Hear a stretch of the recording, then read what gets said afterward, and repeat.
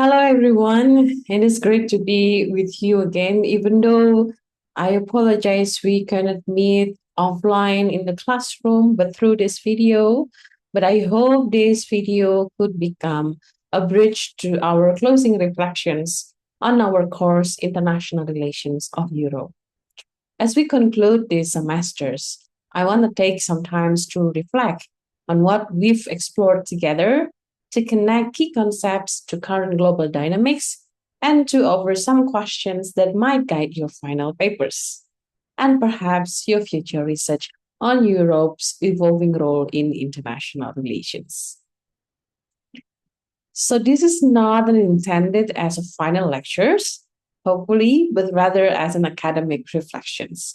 So with this short video, we will look back on the key themes that we explore. We will critically assess how these themes help us interpret current international issues. And I will also encourage you to think forward because Europe's roles in world politics is likely to remain complex, contested, and evolving in the futures. Let's begin by briefly revisiting our journey through this semester. We start by examining the European Union as international actors, a hybrid entity that does not fit neatly into the traditional state or non state actors category used in international relations. We then analyze various forms of European powers, not only hard powers, soft powers, but also civilian powers as well as normative powers.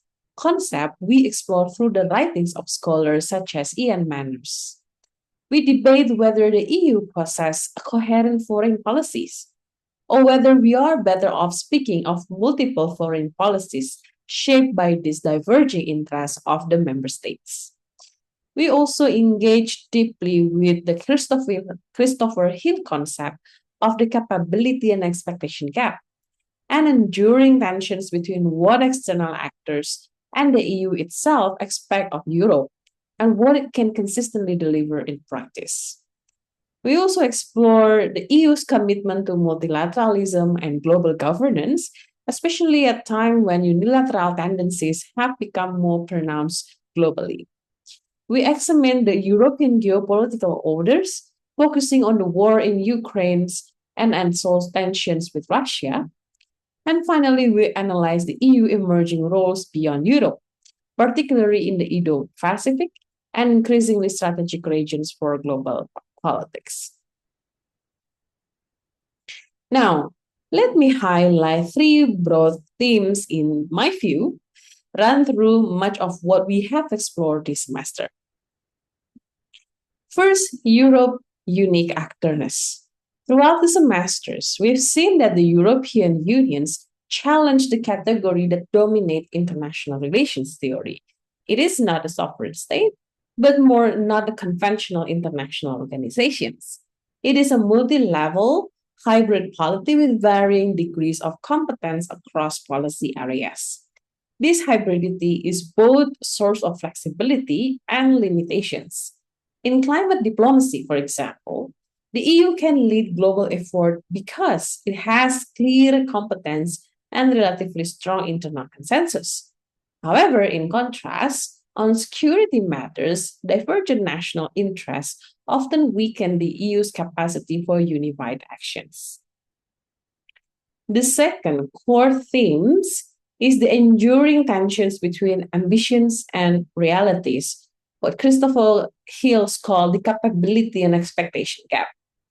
The EU ambitious global discourse about promoting democracy, human rights, sustainable development, and multilateralism often collides with its institutional limitations and member state divisions. Consider the EU performance in the United Nations Security Council or in response to a major conflict, like say expectations are high, but institutional capacities and political will are often lacking. And the third theme is ongoing tensions between normative and strategic of Europe. Ian Manner's concept of normative power Europe suggests that EU seeks to project its value as democracy, human rights, rule of law into the global system. Yet, as we have discussed in our class so many times, strategic and economic interests can and do override these values. For instance, while the EU speaks strongly about human rights, its relationship with authoritarian regime in regions such as in North Africa or in Central Asia often reflect energy security or migration management priorities. So now let us try to apply this theme to some of the current events we have discussed throughout the semesters to see how they illustrate the tensions and the complexity of European foreign policies. First one, the Gaza conflict.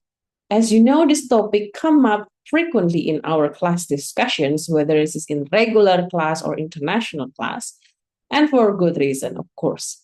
The war in Gaza, or let's say the genocide in Gaza, has posed one of the clearest recent tests of EU's credibility as normative power. On the one hand, the EU proclaimed its support for human rights, international humanitarian law, and the peaceful resolution of conflict.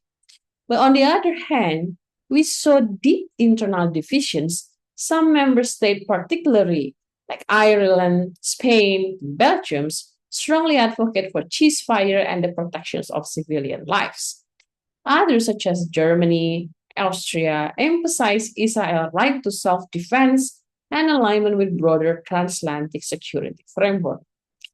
The result was a series of delayed and fragmented statements from EU institutions, precisely the kind of outcome that erode normative credibility. Moreover, the EU uneven stance have been heavily criticized in the global south, where many actors see a double standard in Europe's approach to international law. Comparing the EU's vocal support for Ukraine's sovereignty with its much more muted response to Palestinian suffering. Thus, the Gaza conflict or genocide has vividly exposed both the capability expectation gap and the tensions between normative discourse and geopolitical alignment. In contrast, the war in Ukraine has arguably produced a somewhat different dynamic. In this case, the EU has managed to demonstrate a remarkable degree of unity, particularly in terms of sanctions against Russia, support for Ukraine defense, and coordination with NATO. Yet, even here, we must be cautious. Beneath the surface of apparent consensus, debate over energy security, enlargement, and future security guarantees reveal continuing fractures.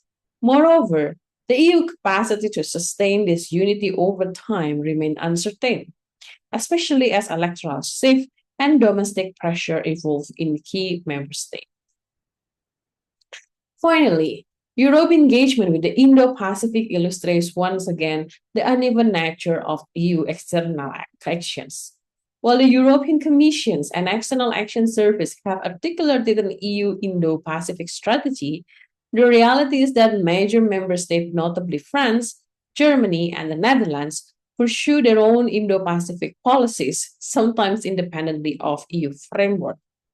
This raises once again the familiar questions: is there truly a coherent European foreign policies, or are we observing a variable geometry of foreign policies with a certain area of alignment but also significant divergence?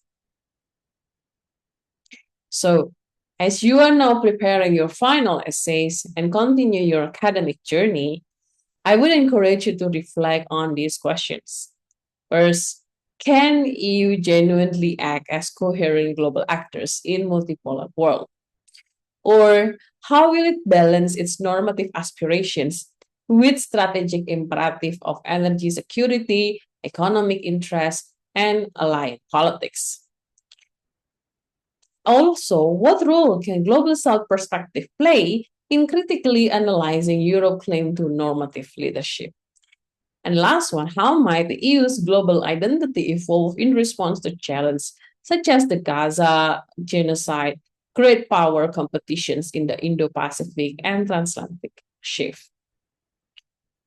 So I want to sincerely thank you all for your thoughtful contributions for this semesters.